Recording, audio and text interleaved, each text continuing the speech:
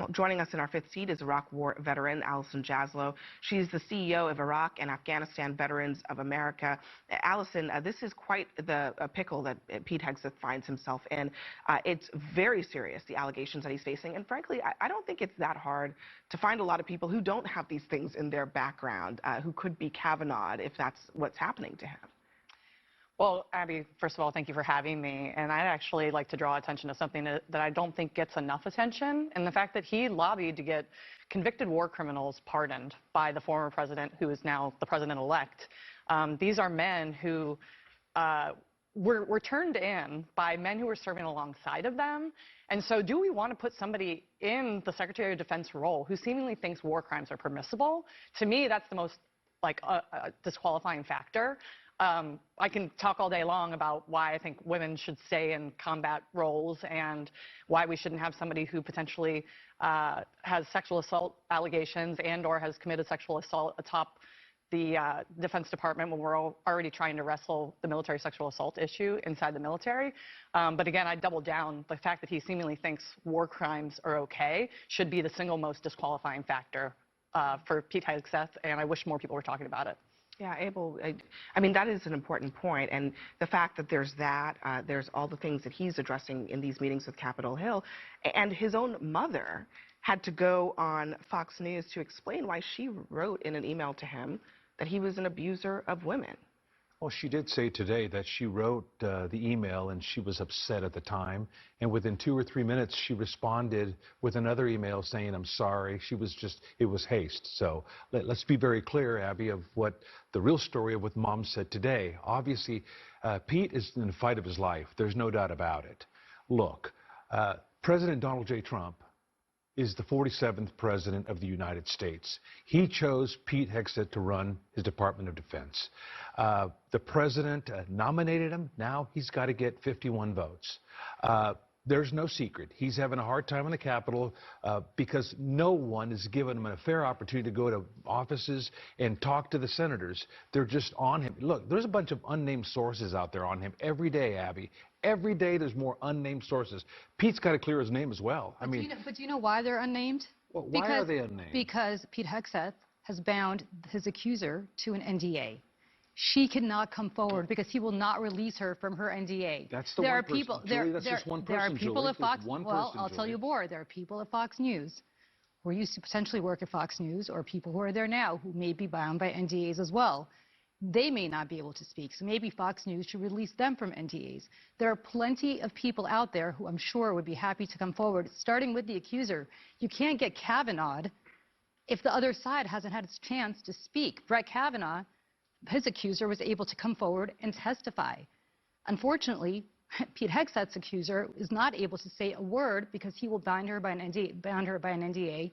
So therefore, if you want to hear from her, first and foremost, everybody here, including the senators who are supporting him, should ask Pete Hegseth to release her from her NDA.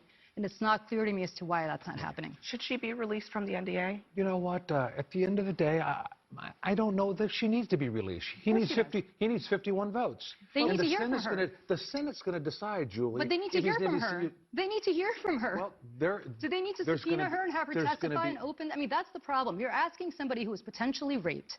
Okay, let's have a little sympathy for this person, to have to come in under subpoena of the Senate and testify under oath, as opposed to just having private conversations with senators, which she could be having if she were released from her NDA, and that's not happening right now. Yeah, I mean, Julie's line of potentially raped, and I mean, it's what we're hearing out there every day, Abby.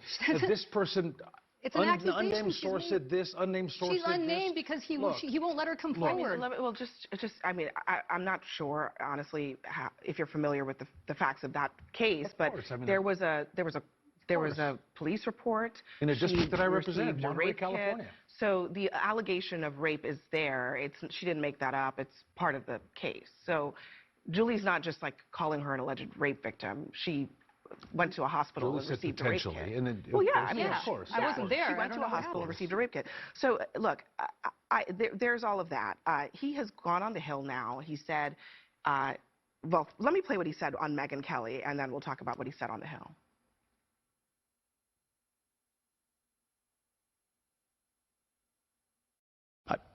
never had a drinking problem. I don't. Never. No one's ever approached me and said, "Oh, you should really look at getting help for a drink." Never. I've never sought counseling. Never sought help. I respect and appreciate people who do. By the grace of God, I found my chapters of purpose that pulled me out of that. I found, in many ways, I found two things. My two J's. My Jenny, my wife Jennifer, changed my life, saved me. There's just no doubt about it. And my Lord and Savior, Jesus Christ. So there's that, and then there's also the fact that in several of his meetings today, he told senators that he was going to abstain from drinking at all if he is confirmed. So we don't know what his personal situation is, but obviously he felt like he needed to address that. I think if anybody here at this table has ever been to just a simple job interview and you lead with, "I'm not going to drink on the job," or "Did you get a call from my mama? She didn't mean what she meant back in 2018." I think you're in bad shape. His nomination's in bad shape. You could take all the things that Allison said. People are like, "Did that really happen? She didn't make that up. That's real." That's just one more thing that is so obnoxious it's not even being talked about because there's all this other stuff out there. And I'm just saying that he's in bad shape. And anytime you got to bring your mama into it or bring in somebody else saying, "I'm not going to drink on the job," then I think it's a tough time for Mr. Hegseth. Yeah, so one of the people that he had to sit down for an interview with today, critically important, Senator Joni Ernst. Ironically, she may also replace him if Trump decides to move away from Hegseth onto another pick. One of the interesting things about her is that she is a veteran herself, and she's also said a couple of interesting things about Pete Hegseth's core platform, if you will, for being defense secretary, which is this idea of women and wokeness. I fully support providing women the opportunity to serve in any military capacity. As long as standards are not lowered, our combat effectiveness is maintained. When it comes to wokeness in the military, I always push back because our military is not woke. I would say that there is civilian leadership of the military that is woke. Allison, I'm going to get your take on this in a second, but Coleman, I wonder, do you think that would be a problem for Trump, hearing that from Joni Ernst? I don't think so. I mean, I think ultimately if Trump forgoes Hegseth, which would be a wise choice, and replaced him, I think he could replace him with someone a lot more moderate on these issues, and I don't think he would suffer with his base. I think he has a lot of choice. We've seen that with his Secretary of State pick, his National Security Advisor pick, that he's willing to pick people that are more standard Republicans and aren't really pandering to the isolationist wing of the base or the anti-woke wing of the base. So I think he has a lot of options. Hegseth is not just an unwise choice because of the personal baggage he trails, but let's remember, his job is going to be to manage the Pentagon, and he has almost no management experience. Yeah. So it's not as if, if there was some great candidate, you might be tempted to defend them on the basis that innocent until proven guilty and so forth and so forth. But this is not a great candidate to begin with. But wait a second, he's going to the Pentagon. There's an undersecretary, there's a chief of staff, there's a lot of people there that's just not going to be Pete Hegseth. So this notion that he can't run a big department is not correct. What does he bring? What do you mean, what does he bring? What does he bring? If everybody else under him is doing the job, what does Pete Hegseth bring? I'm not saying that everybody's doing the job, Julie. I'm just saying it's a leadership position. What does he bring to that leadership position? He's served in the military. So is Allison. So have millions of other people. What does Pete Hegseth bring uniquely? There are others. Sure, Joni Ernst brings something.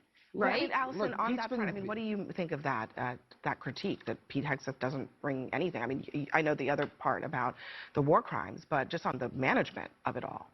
I mean, he brings his lived experience to the role, but otherwise I'd say it's quite the promotion for Pete Hegseth. I mean, it is a huge agency. It's got the largest budget than any other federal government agency, millions in the workforce, and that's just not just people who are wearing the uniform, but also the federal public servants who stay in the bureaucracy for many, many, many, many years. And, I think we want somebody in that job with chops.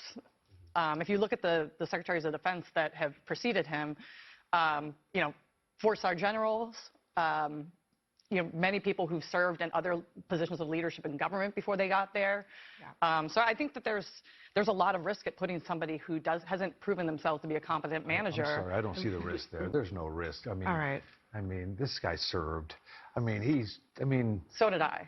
I understand that, but this notion that it's quite a promotion, everybody who's nominated to a cabinet position is quite a promotion. No. So not just for Hegseth. No, it would be quite a promotion for Joni Ernst to be promoted. She's a sitting senator. She's managed and she served, right? Look, I like Joni Ron Ernst. DeSantis, not my cup of tea, but he's the governor of a state and he's managed a state and he has served. Joni Ernst, importantly too, also commanded. She commanded a company commander. She commanded as a battalion commander. And her son-in-law serves. She's involved. Okay.